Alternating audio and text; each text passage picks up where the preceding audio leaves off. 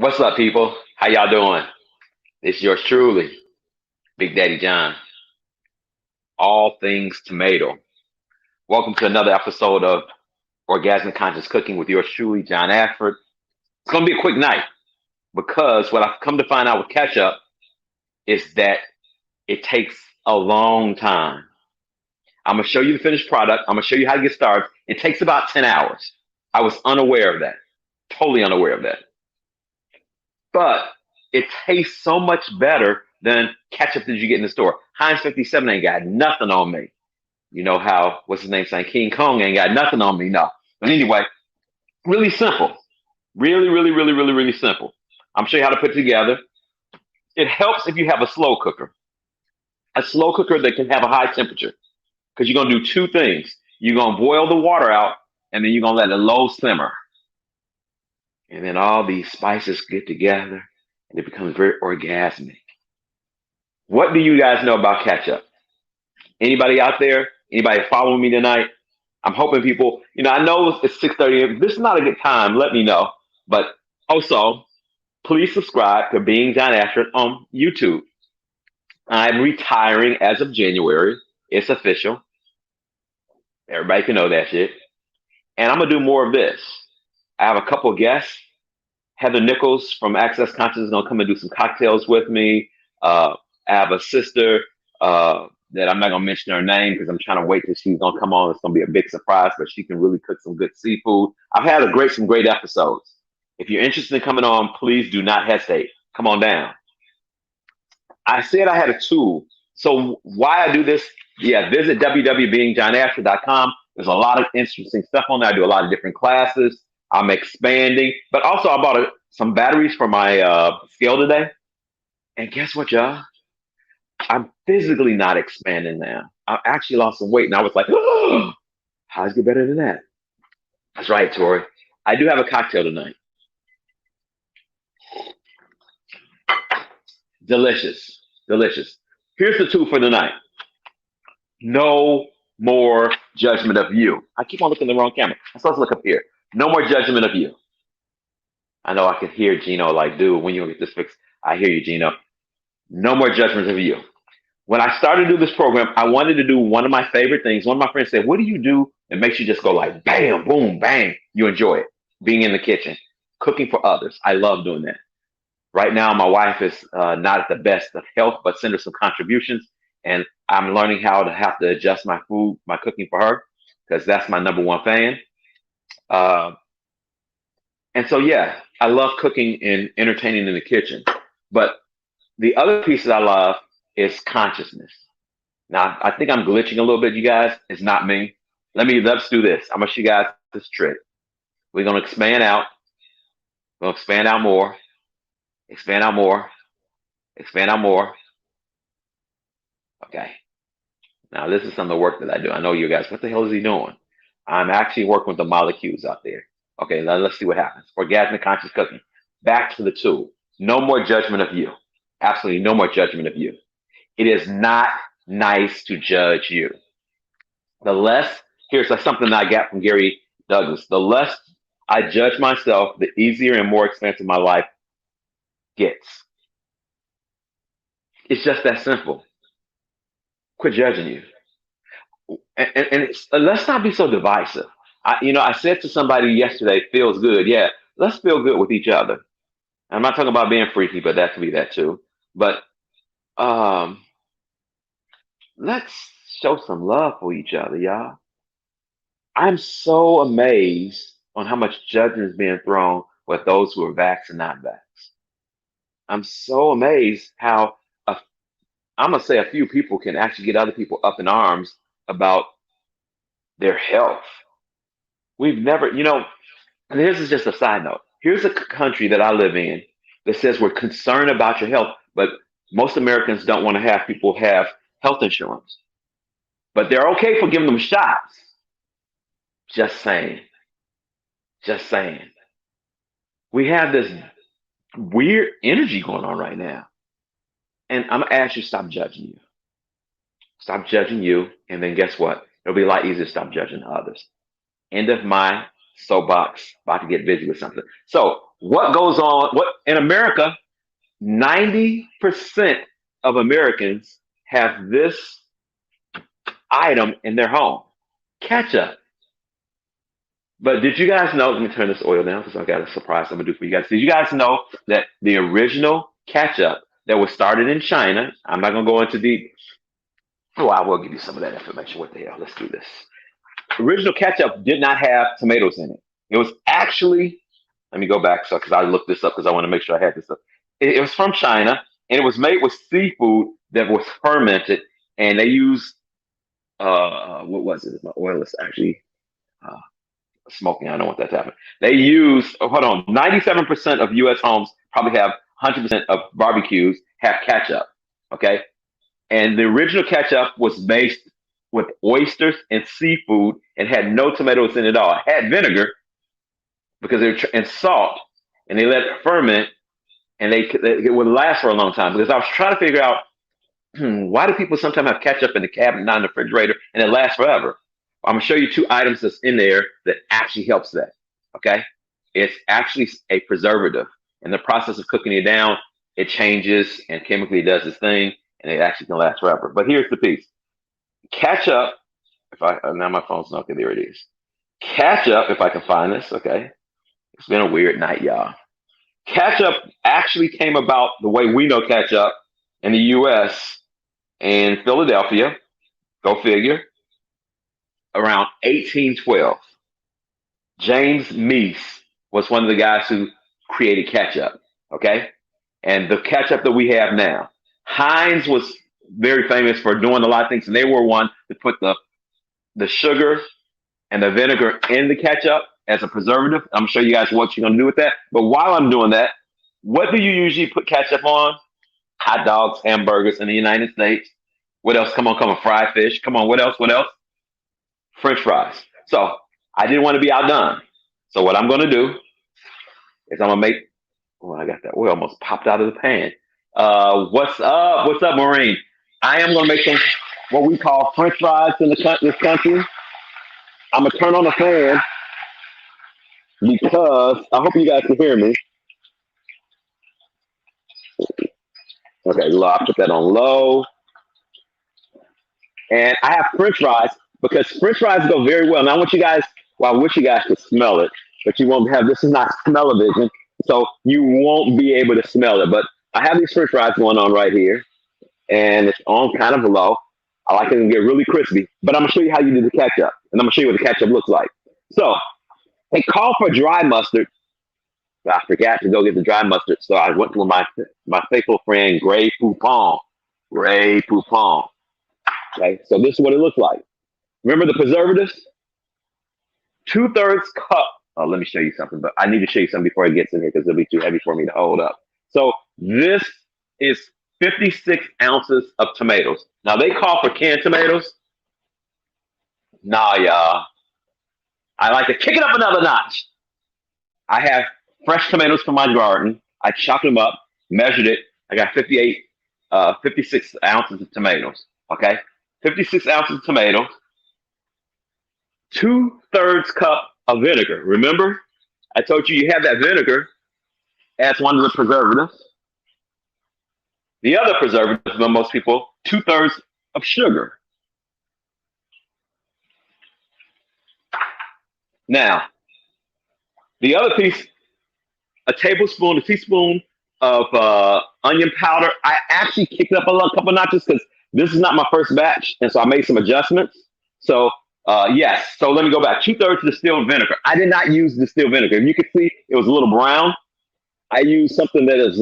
I found that has a little bit more medicinal additives to it. I use apple vinegar, same amount, but just 2/3.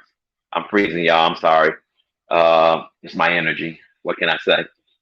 Okay, so a teaspoon and about an eighth of onion powder. Get that all in there. Come on, get out. It's sticky, so the moisture gets in there. So yeah, it sits on a teaspoon, but I kicked up a couple of notches. So there we go.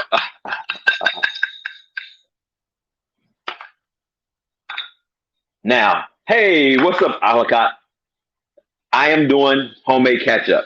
So I'm gonna show you what it looks like afterwards because it takes 10 hours for this to actually produce. It's set for a teaspoon of garlic. Y'all know if you follow my show, I'm the garlic man. I use a full tablespoon. Look at that. Tablespoon of garlic, a teaspoon of cloves, because I just asked for one clove. And I like, I like to spice things up a little bit. So this is get this, ground cloves. A teaspoon of ground cloves. Now, this is what you do when my mom told me when you're in the kitchen, you have to be creative. You like to be like Michael Jordan from the outside. You know what I'm saying? Y'all see that form? Y'all like that form? Y'all like that form? So anyway, I didn't have garlic salt, and it called for salt and garlic salt. So what I did is I took, no, I'm sorry, not garlic, celery salt. So it's calling for celery salt. So what I did is I went into my kitchen over there and I went to my lab and I was like, oh my God, I don't have the celery salt. But what I did have is celery seeds. I'm gonna do the same thing. And I mix it with the salt that was required. Boom! Look at that, y'all. What do you expect? Now, Flavor Flav, that's right, baby. Flavor Flav. Okay, my French fries, let me make sure my French fries are doing what they're doing because I'm gonna let you guys see me taste this. It's amazing. Let's see. We just finished dinner. Sorry, no problem, Andrea. You're not late. You're always on time, baby girl. So, uh, there's another ingredient I added. One more ingredient. Miss Paprika. She's gonna give it a little bit of flavor. And I actually paprika is smoky, and this one is like got a little bite. Now, what I'm gonna do, if you live in the area and you want some of this ketchup, call me like Tyrone. Tyrone, if you watch it, you call me. And I'm gonna make small containers so you guys can tell me what my ketchup tastes like. I got one for my daughter already. But Miss Paprika, it's gonna give a little bite, a little spice. And that wasn't in the recipe. So that's the paprika. Boom. Okay. It's gonna give a little smoky and a little. It's gonna. So what's going to happen? Let me tell you guys. So I forgot my faithful friend. Oh, you're brave with your prep. Yes, I'm really brave. Me and Miss Paprika go way back. Sounds like a song, but I ain't gonna sing because y'all probably be like, "Oh my God, don't do that. We won't come back." So what I'm gonna do is I'm gonna take a tablespoon. See, a tablespoon of poupon, gray poupon, not the black, not the white, but the gray. Bam. So what you do? You stir this up so it all gets all mixed up. You're like, ooh, ooh, ooh, ooh, ooh. So if you want the recipe and you see that in the recipe that my brother Derek is putting out is a little bit different, say, well, wait a second, it's different than what he's showing. You can always call me. That's the difference with my show. I'm there. I got your back, especially in the kitchen. And if you run into any problems, I got your back with some magic that I can do. Yeah, me and Magic Johnson got something in common, but his is on the court. Mine is living. Alana, what's up, sister? I'll hit you up for saying, hey, please, Miss Johnson, come get some of this ketchup. Okay? So I'm gonna mix this up a little bit. Put this like this. My potatoes are frying over there. So I'm gonna show you because you can't have French fries without ketchup in the US. In Europe, they use mayo. I tried that before. It's a close second. But it ain't nothing like the ketchup. And especially the ketchup that you make yourself in your own kitchen. So I'm see if I can hold this up so you guys see this. Let's see. That's what it looks like. Now, what you're gonna do, I'm not gonna do it here. Let me grab this top. Grab the top. I'm gonna take this top. I'm slide it on sideways. Okay, now here's the piece. If you use, as you guys can see, an Instapot, you don't want it to actually start to pressure cook.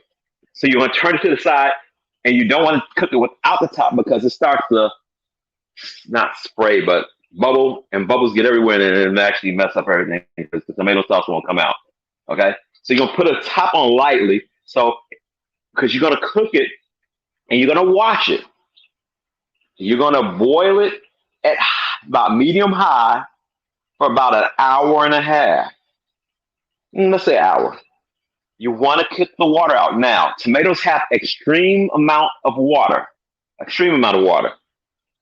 Afterwards, after it stops boiling, after about an hour and a half of cooking it, you'll see the water reduce, the liquid reduce.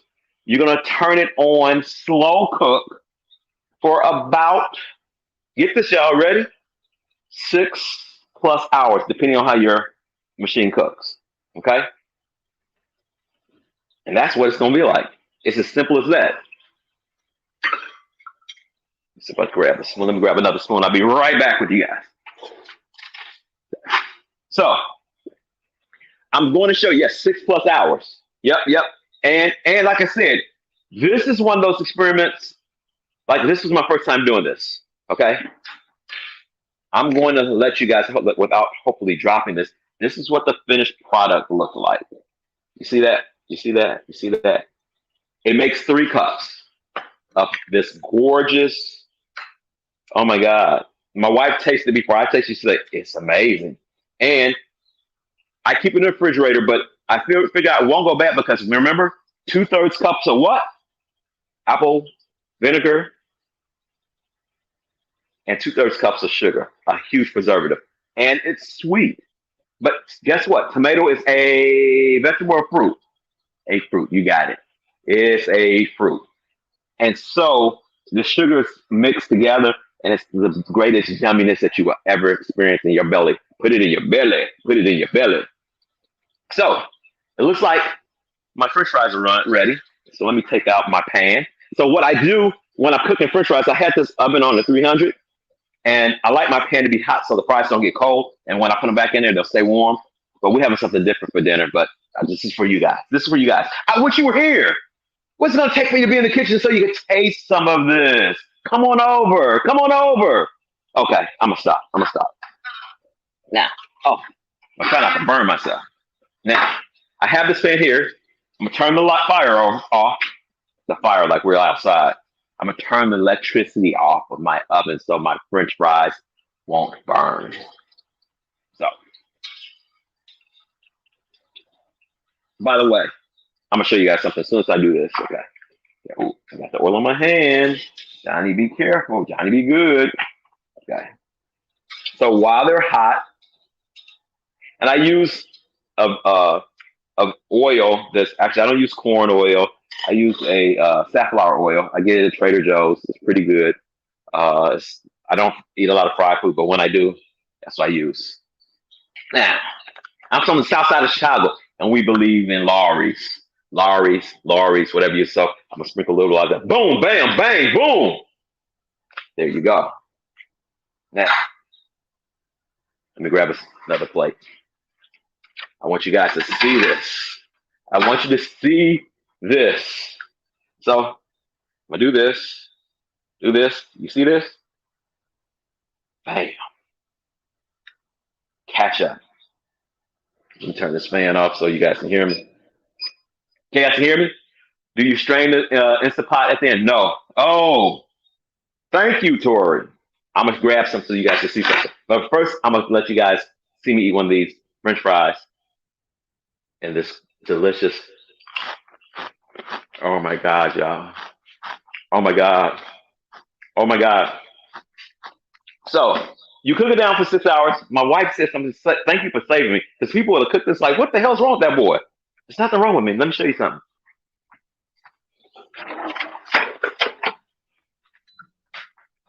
If you don't have this, you can use a blender. You take this, you put this on here, and after it finished cooking, after 6 hours, you go. The skin disappears, the seed disappears, and you have this wonderful, wonderful expression of ketchup tomato style. Now, remember I said why I say tomato style. Excuse me. Orgasmic, y'all. Orgasm in my mouth. That's kind of weird, but okay, yeah, I'll go with that. That's, the original ketchup did not have tomatoes in it. In China, they used seafood. It was more of a fermentation. Guys, that's all I have for you today. It's short, sweet, Okay, blend. Okay, it's blend to smooth. Yeah, you blend it till smooth.